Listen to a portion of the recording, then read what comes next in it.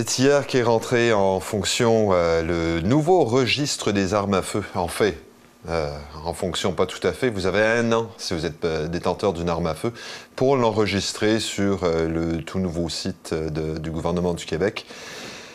C'est clair que ça ne fait pas l'unanimité. Que ce soit les vendeurs, que ce soit les détenteurs, tout le monde semble plus ou moins à l'aise avec le fait qu'il y ait ce nouveau registre pour quand même enregistrer 1,7 million d'armes à feu au Québec. Les amendes peuvent aller de 500 à 5 000 $ si votre arme n'est pas enregistrée. En tout cas, dans 1 an, vous serez passible d'une amende de 500 à 5 000 $. Mais ce qu'il y a surtout, c'est que en feuilletant un peu toute la documentation sur le sujet et en discutant un peu avec les gens à la SQ, on se rend compte qu'il y a un énorme flou. Les gens sont vraiment pas tout à fait clairs quant à savoir comment s'enregistrer, est-ce que ça vaut la peine, etc., etc., etc.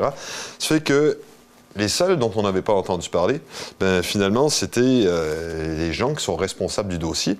Ça fait qu'on a contacté M. Clément Robitaille, qui est le directeur de la prévention et de la lutte contre la criminalité, afin qu'il nous explique un peu quel est le plan de match pour, justement, l'immatriculation des armes à feu et plus particulièrement des armes d'épaule, aussi connues sous le nom de fusils de chasse. Donc, bonjour M. Robitaille, vous êtes directeur de la prévention et de la lutte contre la criminalité.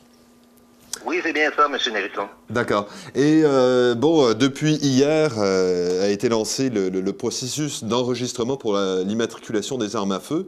On va essayer peut-être de commencer par faire un petit récapitulatif, parce que c'est presque une saga, ce registre qui a dû premièrement au fédéral, maintenant au provincial. Est-ce que vous pouvez revenir un peu sur les origines finalement du registre? Écoutez, c'est toujours le même besoin qui existe, c'est d'aider le travail des policiers à prévenir la criminalité, d'exécuter notamment des ordonnances, résoudre des crimes, faciliter leurs enquêtes et faciliter leurs interventions lorsqu'ils sont en opération, en connaissant qui dispose des armes à feu et quel arsenal. Alors, évidemment, fort de la décision d'abolir le registre des armes à feu pour les armes sans restriction, à partir de ce moment-là, il y a toujours ce besoin d'information-là qui existait chez les policiers. Alors, le gouvernement du Québec a mis en place le fichier d'immatriculation des armes à feu, un fichier qui se veut simple d'utilisation, rapide et sans frais. D'accord, et ça, essentiellement, c'est les corps policiers qui ont demandé ça? Parce que là, ce que je voyais, c'était que on voyait les corps policiers, Fédération des femmes du Québec, les organisations de victimes de fusillades. Est-ce que l'idée du registre vient effectivement des différents, comment dirais-je, incidents des dernières années depuis Polytechnique? Non, comme je vous disais, c'est toujours un besoin d'information qui existe pour les policiers, étant donné, les policiers se servent de l'information du fichier d'immatriculation des armes à feu, dis-je bien, pour, comme je vous le disais, dans leur travail quotidien, pour exécuter des ordonnances à partir du moment où la Cour ordonne qu'une personne ne puisse utiliser des armes à feu. Les policiers doivent savoir si cette personne-là, quelles armes il a pour pouvoir les récupérer, effectivement, pour pouvoir exécuter cette ordonnance-là. À partir du moment où on a des doutes à savoir si une personne éprouve des difficultés ou peut poser un danger pour lui-même ou pour d'autres personnes, il est bon que les policiers puissent savoir quelles armes à feu cette personne-là dispose pour pouvoir les récupérer de façon préventive. D'accord. Et au niveau de... Bon, là, on en discutait un petit peu tout à l'heure, juste avant l'entrevue, où là, vous dites que jusqu'à maintenant, il y a combien d'armes qui auraient été enregistrées? En ce moment, pour notre première journée, on a au moins 1000 comptes utilisateurs qui ont été créés et on estime autour de 2000, là, les derniers chiffres que j'ai. Là, évidemment, c'est en progression et ça continuera de progresser tout au cours de l'année, mais on a au moins 2000 immatriculations qui ont été effectuées à l'heure actuelle. D'accord. Puis là, actuellement, ce qu'on vise, c'est surtout quoi? Les armes d'épaule, les fusils de chasse, ce genre de choses? Oui, ce sont les armes sans restriction, donc, au sens de la loi fédérale. Donc, c'est essentiellement les carabines, les fusils de chasse, alors ce type d'armes à feu. D'accord. Puis là, on parle quand même, d'après ce que je lisais, on parle d'à peu près 1,7 million d'armes uniquement au Québec?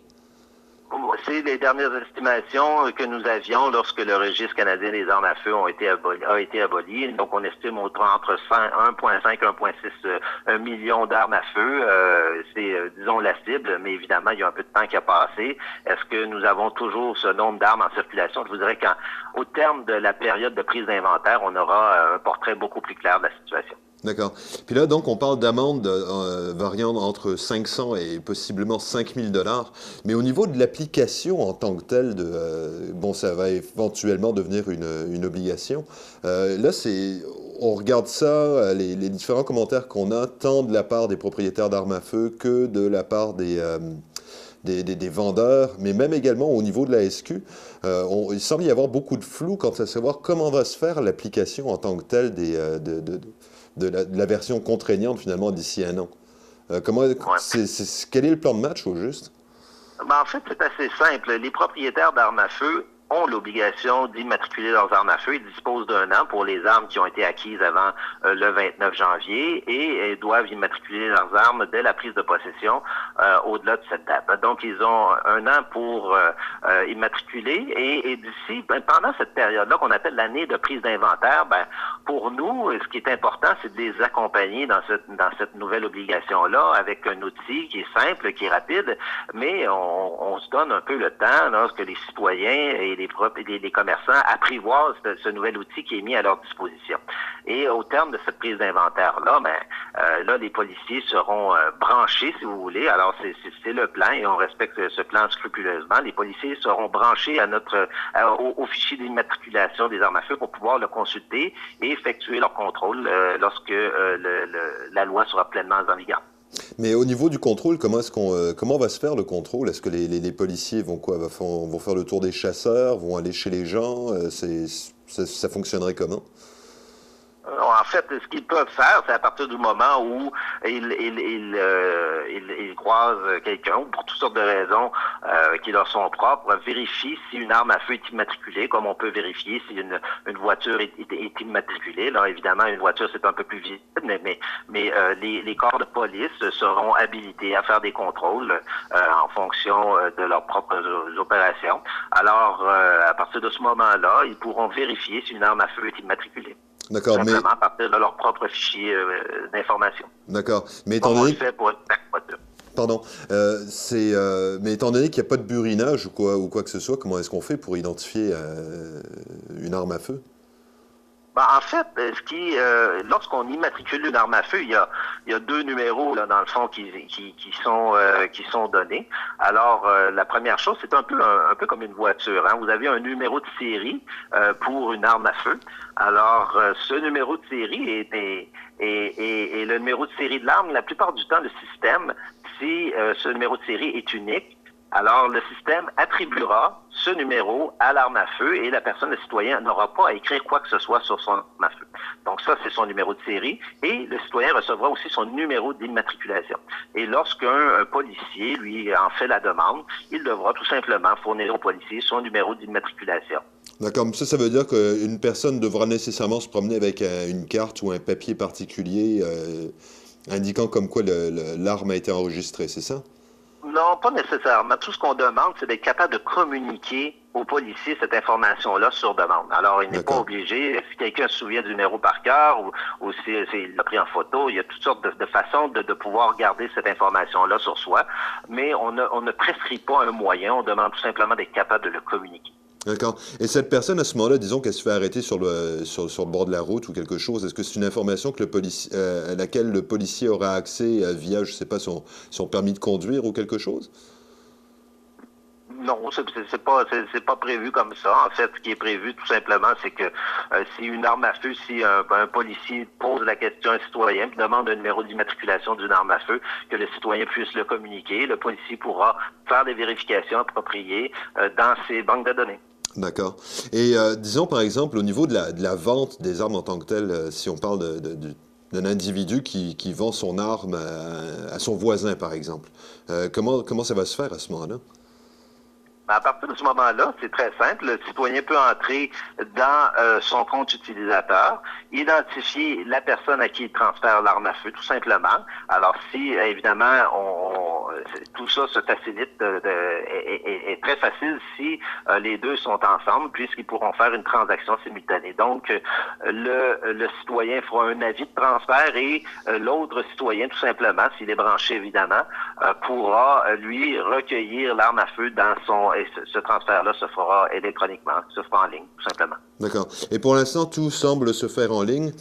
Certains commerçants disent que les informations sont difficilement accessibles à partir du moment où c'est pas tout le monde qui est en ligne et qu'il n'y aurait pas de formulaire disponible. Est-ce que ça fait partie de la planification, tout ça? En fait, les formulaires sont disponibles. Ils sont disponibles sur le site web, évidemment, de ciaf.gouv.qc.ca. On peut télécharger ces formulaires-là. Et tous les commerçants ont été contactés par le service d'immatriculation des armes à feu. On les incite évidemment parce que l'application web a été faite sur mesure, a été taillée sur mesure pour répondre à leurs besoins.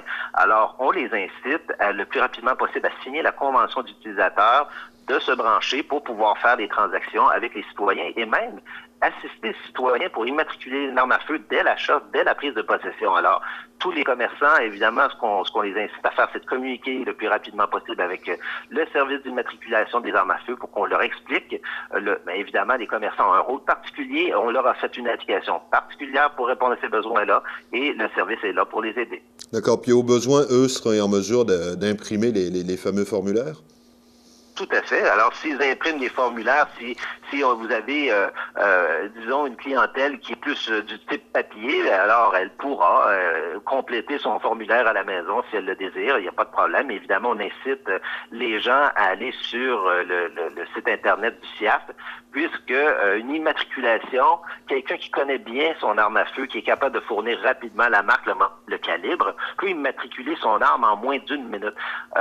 Tout simplement parce qu'on a mis des aides à la saisie et des infobulles qui facilitent le travail. Donc, si vous entrez la marque, ensuite, on vous propose que les modèles qui sont liés à cette marque-là. Donc, ça facilite la vie aux citoyens pour pouvoir le faire de façon simple et rapide. D'accord. Et disons par exemple que, en changeant de sujet un peu, disons qu'un individu d'une autre province, par exemple, vient à la chasse ici, est-ce que c'est susceptible de poser des difficultés à partir du moment où son arme ne sera pas enregistrée au Québec? Non, ce n'est pas résident du Québec, puis en plus, si l'arme n'est pas présente pour plus de 45 jours, ça ne pose pas du tout de problème. D'accord. Puis ça, les policiers vont être en mesure de faire ce type de suivi? Mais à partir du moment où si la personne présente son identité, il ne devrait pas y avoir de problème. Si la personne ne réside pas au Québec et qu'elle est en voyage de chasse, c'est facile à démontrer. D'accord. Bon, ben, je pense que ça fait un peu le tour de la question. J'imagine, bon, évidemment, il y a plein de gens qui sont réfractaires à l'idée d'enregistrement. Est-ce qu'il y a encore comment dirais-je, des contestations judiciaires de ce côté-là, ou est-ce que c'est vraiment implanté puis on n'y échappe plus, là? Nous, notre rôle au ministère de la Sécurité publique, c'était d'implanter le fichier d'immatriculation des armes à feu. À partir de ce moment-là, nous, le service est en ligne, indépendamment des décisions judiciaires qui pourraient être menées à cet égard-là. Puis, le cas échéant, on respectera les décisions judiciaires. D'accord. Donc, d'ici un an, on devrait avoir une meilleure idée de comment tout va se dérouler, c'est ça? Pour la prochaine année, notre objectif, c'est d'accompagner les citoyens, de les familiariser avec le nouvel outil qu'on met à leur disposition. Puis les citoyens viendront, et tous ceux qui l'ont, je présume, qui l'ont essayé, ont trouvé que c'était rapide. Très certainement, on a la preuve avec nous que 2000 citoyens ont réussi à immatriculer leurs armes à feu sans trop de difficultés hier. Donc c'est faisable. C'est tout à fait faisable, tout à fait simple, rapide et sans frais. D'accord. Eh bien, Monsieur Clément Robitaille, directeur de la prévention et de la lutte contre la criminalité, je vous remercie beaucoup pour ces éclaircissements. Je vous remercie, au plaisir.